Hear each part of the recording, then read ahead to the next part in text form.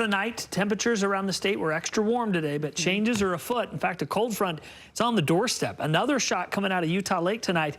Cabri sending this one in, and oh my, I tell you, it was pretty in Salt Lake, but it wasn't as pretty as it was in Utah County. Pretty shot. Thanks for sending it in. You can see this picture and, well, thousands of others by visiting our photo gallery. Here's some updated wind totals tonight. How about wind gust, windy peak in the Uintas?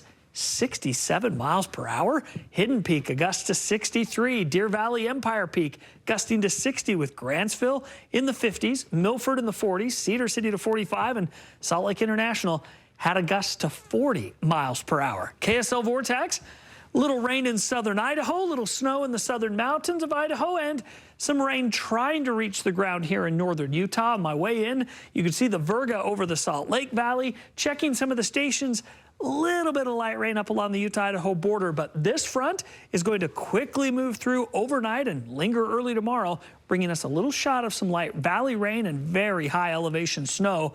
And the cool air, well, it's back to the north. Elko's at 46, but Ogden 59, Salt Lake 63, Provo still 64 with a pretty stiff wind south of Provo out of the south. St. George is currently the same temperature as Provo at 64, and we're in the 40s over in Blanding. So where's this storm coming from?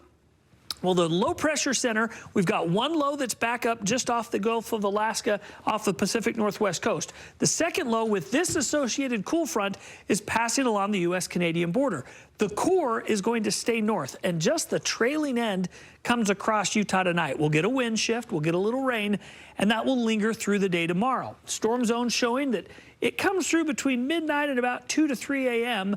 By 6 to 7, 8 a.m., still a few lingering showers, but very light with this storm. The difference will be the temperature drop. We'll be in the 50s for highs. We'll have partly cloudy skies by afternoon. Friday, we get another little brush by in the afternoon.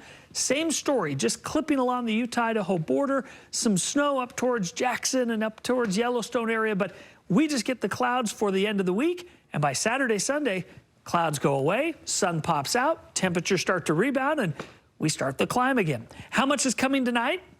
A couple of hundredths, Utah County at best, about 1/10 of an inch, Salt Lake to Layton, maybe a little bit more up towards Ogden, Logan, but not a big storm.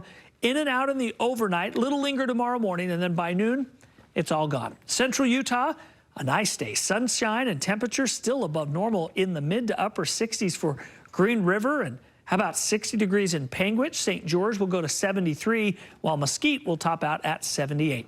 St. George 7-day forecast, 70s all the way through the weekend. Lows, 40s, even a lone 50 a week from today. Northern Utah, clouds overnight, some rain showers in the overnight and early tomorrow, but should be gone by midday. Temperatures will be cooler, though. Highs in the mid-50s in Salt Lake, Sandy, and Eagle Mountain. And the 7-day forecast, well, we go down for a minute, but it isn't too low. That's average for us in the 50s.